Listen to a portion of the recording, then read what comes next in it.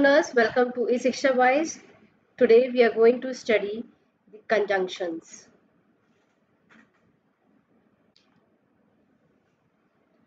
Conjunctions are words that link other words, phrases or clauses. And it's a very interesting fact about conjunctions that they are very trustworthy. They join noun with the noun, adjectives with the adjectives, phrases with the phrases and clauses with the clauses. We have in general, if we say what are conjunctions, we say that we use and to connect the words and the sentences. We use but. We also have either or, which are used in pairs. Then we have although, since. So these are the different kinds of conjunctions that are used to connect phrases or clauses to make sentences meaningful. Now we need to study what are the kinds of conjunctions. We have three kinds of conjunctions. We have coordinating conjunctions, correlative conjunctions and subordinating conjunctions. In this session, we'll study coordinating conjunctions and correlative conjunctions, and subordinating conjunctions we'll study in the next session. So to understand coordinating conjunctions, we need to understand clause. Whenever we have the subject and verb in any sentence, it means it is a clause. If I write I eat, I is a subject, eat is a verb, it means it is a clause. Now in case of coordinating conjunction, we have to keep in mind that coordinating conjunctions joins two independent clauses. Independent clauses here means the clauses which are independent and does not require anything to be added in the sentences. If on the other hand, if I say dependent, it means something is required in the sentence to give a complete sense. Let's understand the independent clauses as it is directly related to coordinating conjunctions. If I say this house is expensive, this is a clause and independent clause. Why? It has a subject, it has a verb. So it is an independent clause and doesn't need anything to be added in the sentence. So this is an independent clause. And again, if I write that house is too small. Now again read the sentence. It has a subject, it has a verb. And whenever we have subject and verb, it is a clause. So it is again an independent clause. Why? Again, it is giving a complete sense and it does not require anything to be added. Now, when we join these two independent clauses, we need coordinating conjunctions.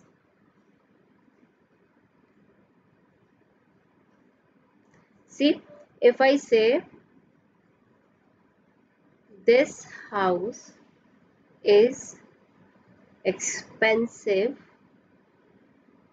but that house is too small, means this is one independent clause and this is another independent clause and it is joined by coordinating conjunction.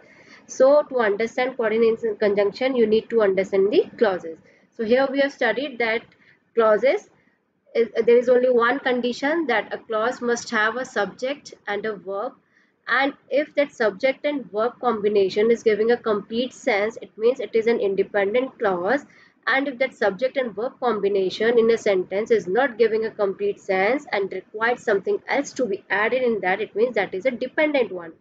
In coordinating conjunction case, we need only independent clauses because it helps in joining two independent clauses. Let's study in detail. Coordinating conjunctions are basically they help in joining the words, phrases, clauses, and the sentences of equal rank. Here means both the sentences are equally important to be mentioned as a whole. See, this help in joining if I write I work quickly and if I say careful, this is incorrect because coordinating conjunctions always joins noun with a noun. For example, if I say cereal or toast, these both are noun and it is joined by or. Same way, if this is an adverb, quickly is an adverb. Why adverb? Because work is a verb and quickly is modifying a verb. So it is your adverb and this is not an adverb. So it cannot, this sentence is incorrect. So the correct is if I say I work quickly and carefully. Now this is your coordinating conjunction. So we have to keep in mind that it helps, it generally joins noun with a noun, adjective with an adjective, adverb with the adverb. So that is why I said, I made an initial statement that it is very trustworthy. Never ditches. And it is, and in general, it joins the sentences of equal rank. For example, means we have to give the equal weightage to both the sentences or both the independent clauses which it is joining. If I write he ran out of money, so he had to stop playing cards. Now he ran. Here you have a subject, here you have a verb. So this is he ran out of money is your independent clause. Because it is giving a full sense and doesn't require anything else to be added in the sentence. And if you read this sentence, he had to stop playing cards. Here we have a subject and here we have the verb. It means again it has a subject verb combination and giving a full sense. He had to stop playing cards. And these two independent clauses are joined by the conjunction so. So this is your coordinating conjunctions. And the sentences are of equal, both the sentences are equal, we cannot skip either of two. Now to remember the coordinate, we have these 7 coordinating conjunctions, and to remember these 7 coordinating conjunctions, we have a mnemonic fanboys, where F stands for, A stands for and, N stands for nor, B stands for but, O stands for or, and Y stands for yet, and S stands for so. So this fanboy is basically a mnemonic to remember the coordinating conjunctions. Mnemonic is basically a technique, or I must say a memory device, which actually helps in retaining the things for a longer time. But we need to keep in mind that we need to understand that words, they play a different parts of speech when they are used in a sentence. So it's not always that for, and, nor, but, or, yet, so are always playing a role of a conjunctions. They may play a different roles also. So to understand that, where F stands for can be your conjunction and it can be your preposition also. So how you will identify that? Conjunction means when it is joining two independent clauses. We have studied, like I have discussed you in the previous slide. And preposition, always remember that preposition is always followed by a noun or a pronoun. Again, this is a trick we need to keep in mind.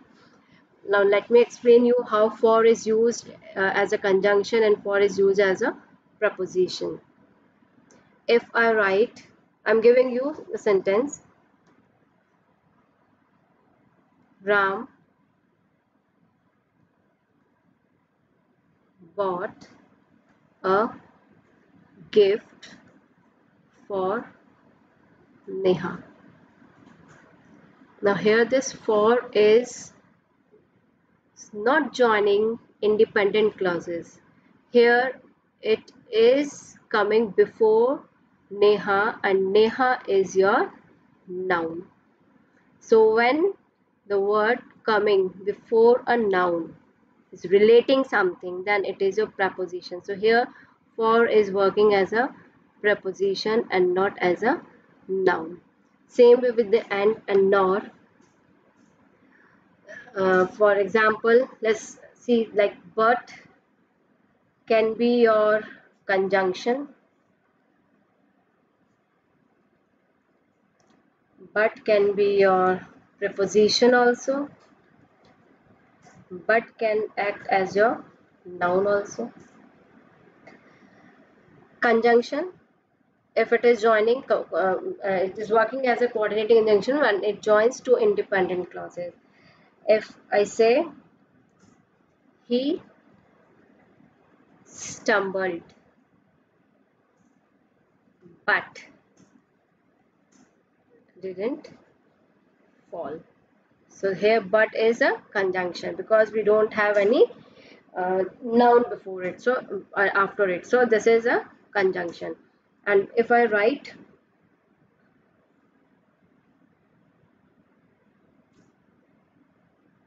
we were never anything but poor. Now poor is your noun and before noun we have preposition. So this you have to keep in mind. So this but becomes your poor. So totally depends in what way, in which condition the word is used in a sentence, and accordingly you have to mark as a different parts of speech. Same way it acts as a noun also. It's very interesting. If I say no buts, no buts, just get out of here. No buts means no arguments. So this becomes your noun. So no arguments, just get out of here. So this act as your noun. Now let's see the sentences, how these fanboys or the coordinating conjunctions are used in sentences.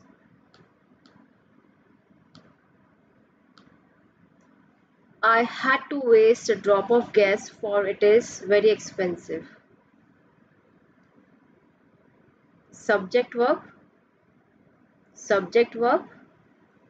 I had to waste gas is again independent. Again it is very expensive these days. Again this is an independent clause. And now two independent clauses are joined with for, and for is your coordinating conjunction. Again one more thing, when two independent clauses are joined by coordinating conjunction, we need to put comma before it. If it is joining two words or I must say two nouns, two adjectives, two adverbs. In that case, we don't put comma, but when it joins two independent clauses, then in that case, before coordinating conjunction, we need to put comma. Then Ram and Shyam are talking to each other here, and it is joining two nouns, and two nouns when you are joining it, and but we don't put comma here. So again, this is your coordinating conjunction. Bill refuses to eat peas, nor will he touch carrots. Again, subject, verb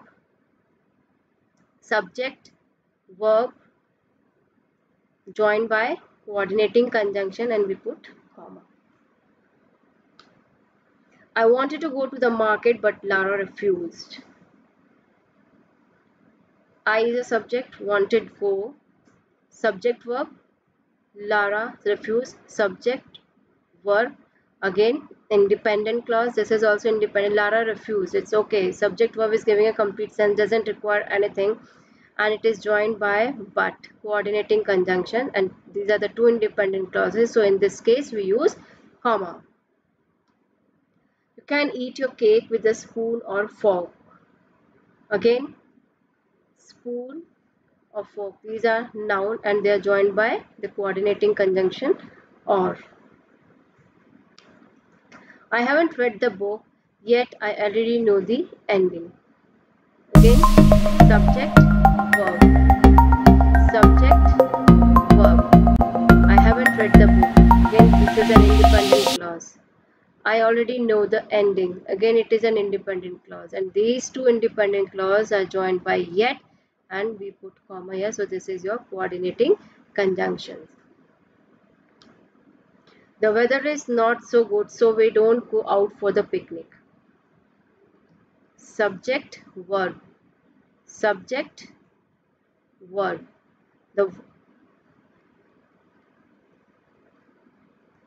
Again, it is an independent clause. The verb is not, the weather is not so good. It's okay, giving complete sense. The weather is not fine today, so we don't go out for the picnic. We have a subject combination, and this is an independent clause. We don't need anything to be added in the sentence, and we join it with a so.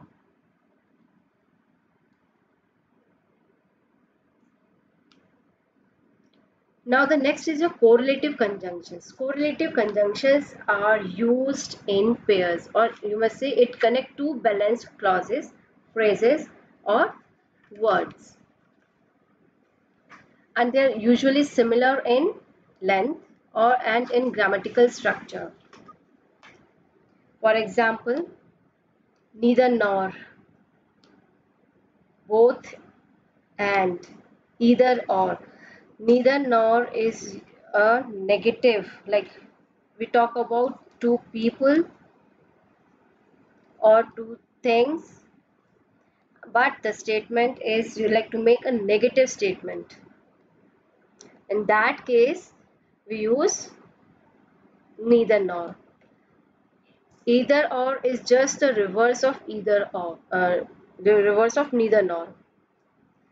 Both is used with and, either is used with or. See, these are the same, having the same grammatical structure and almost same in the length also. And these are always used in pairs, so we call it as a correlative conjunctions. He is not only intelligent but also very funny. Talking about the characteristic of the person, this person. Would you rather go shopping or spend the day at the beach? Rather is used with go. So this is all about your coordinating conjunctions and correlative conjunctions. So just try to brief you. Coordinating conjunctions are 7 in number. In general, they are 7 in number, and the mnemonic for this is your fanboys. And the correlative conjunctions, they are used in pairs. When we use coordinating conjunctions, it is generally used to join two independent clauses, and when we join these two independent clauses, before the conjunction we put comma. In general, coordinating conjunctions, They are very trustworthy. We usually join noun with a noun with the help of coordinating conjunction. It joins adjectives with the adjectives, phrases with the phrases, and clauses with the clauses. But comma is put only when we join two independent clauses. So this is food for the brain. Try out. For any queries, email us at e-shikshabytes@gmail.com. Happy learning.